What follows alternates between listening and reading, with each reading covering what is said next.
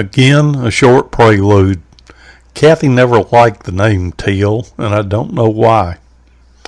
I've always liked the name. Of course, this comes from a guy named Klon, and the color is one of my very favorites.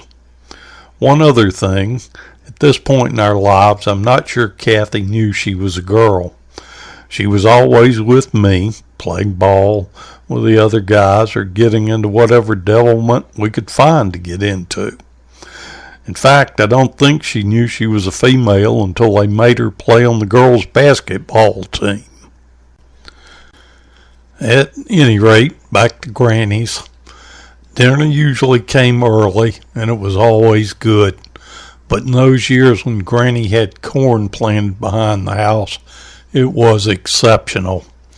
There's nothing better than pan corn and butter that had been on the stalk 15 minutes earlier, with pork chops fried just right, fresh butter beans, and scratch-made biscuits.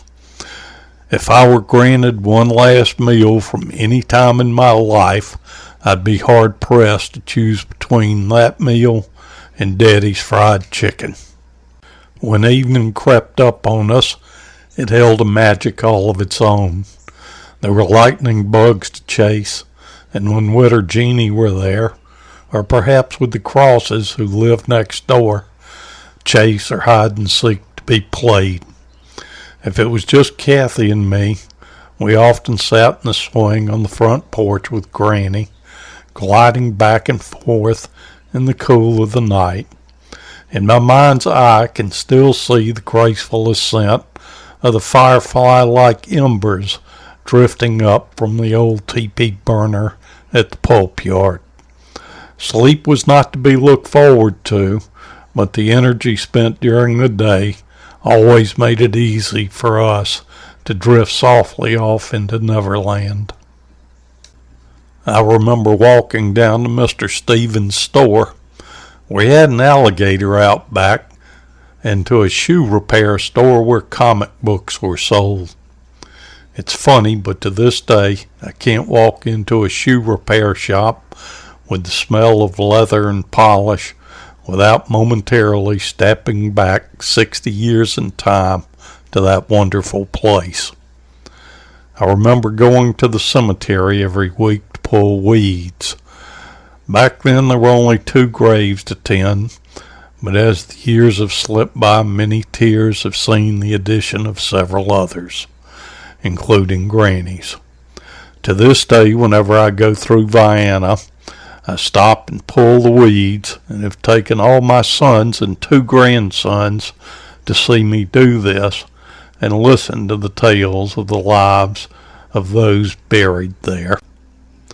But back to more pleasant memories. Granny owned an old Dodge. I think it was a 1949 or 50 model, but whatever the vintage, it served as our chariot for more adventures. We wandered the county and environs on what Granny called jaunts.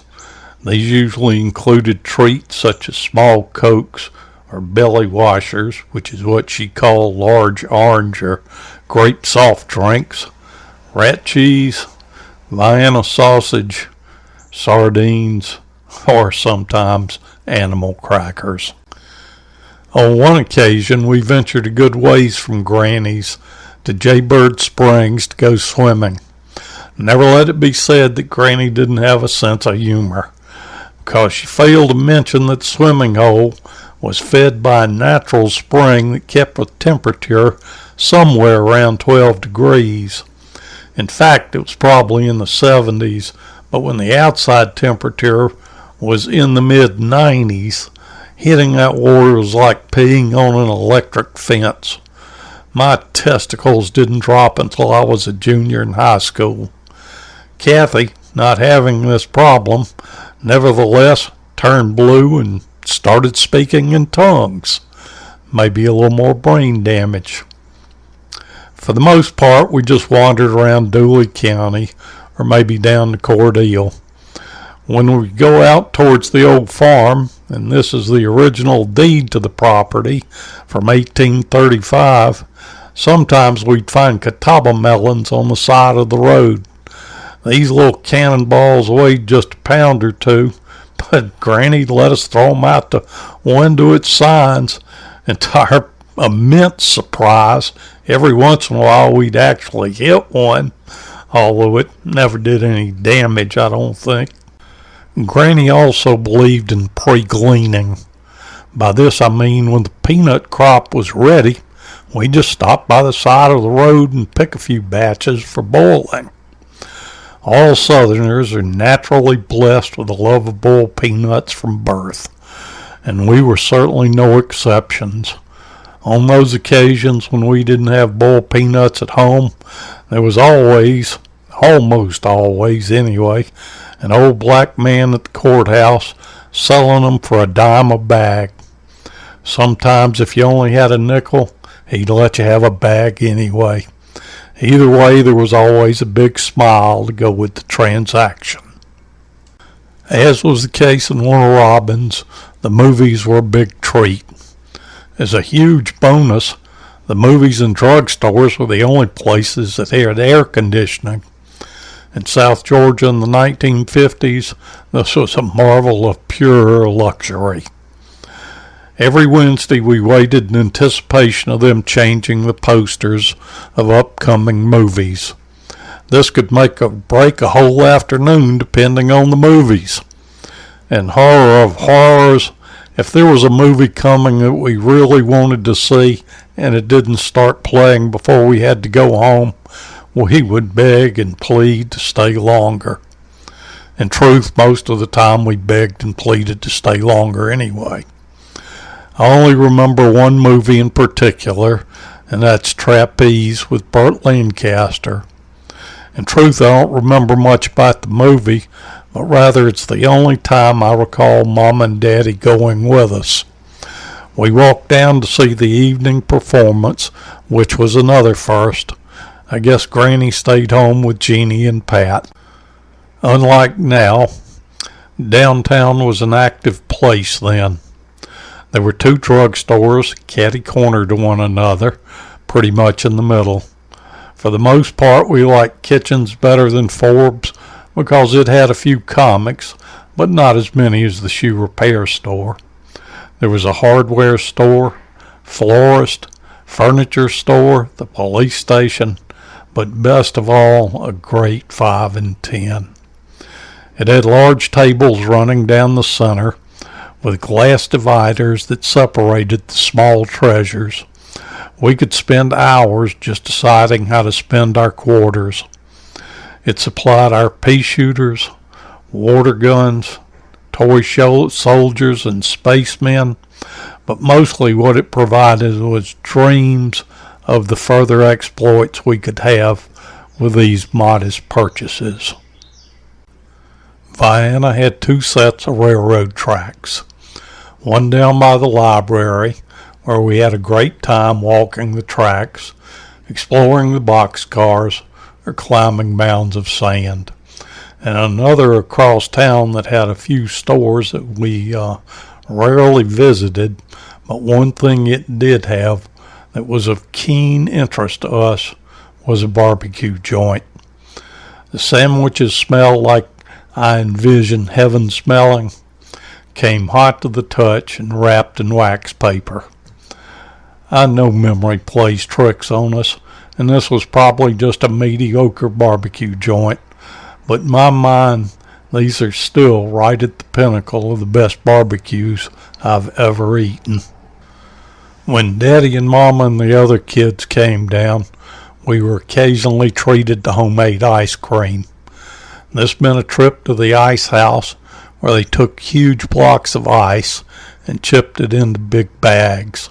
It seemed like it took Daddy hours to churn that frozen nectar of the gods, but it was well worth the wait. One other short tale about Mom and Daddy. At some point we'd gotten a car. It was an old Pontiac with a hood ornament that lit up when the lights were on. One day on the way to Cordele, something in the engine caught fire. We pulled to the side of the road and got out while Daddy tried to put the fire out. For some reason, Kathy and I thought this was the funniest thing we'd ever seen. Once the fire was extinguished, Daddy took exception to our choice in humor and proceeded to explain this to us via hand to butt. No tales of us in Vienna would be complete without religion. Granny was a devout member of the Methodist Church, and even though we were Baptist, we attended this fine old building every Sunday we were in town. This is Granny's much worn and loved Bible, whose pictures kept us occupied during the sermon because we certainly weren't paying much attention to that. On one visit, there was a revival in town out at the Dooley County campgrounds. This is what it looks like now, but my memory is that revival was held in a big open-sided tent. I don't know, but I'm pretty sure that preacher was also Baptist because he delivered a superior dose of hellfire and damnation. He described in great and frightening detail the many ways in which the devil might slip up on us. With nothing more than the meager glow of the bare electric bulbs fighting off the darkness, I was sure old Beelzebub crouched just outside the feeble reach of that light, gleefully anticipating digging his gnarly claws into our skinny little fannies. I'm pretty sure Neil Diamond was there that night. He wrote a song about it. Even though there are many, many more, I will relate just one more tale before I get to our travels with Granny. Behind her house was an old shed where paint, tools, and many mysterious things were kept. One afternoon, no doubt after we'd seen one of the Batman serials, Kathy and I had attached some towels around our necks with bobby pins and were pretending to be Batman and Robin. At some point we decided we could glide just like Batman, and the top of the shed seemed like just the place to do it from. We took an old homemade rickety ladder and crawled up to the top. It was probably only 10 feet off the ground, but it seemed much higher. All of a sudden, Kathy just jumped off, totally unassisted by me. Much to her surprise, I'm sure, she did not float gracefully to the ground. After considering this for just a second, I decided, stupid girl, she just didn't do it right, and jumped myself.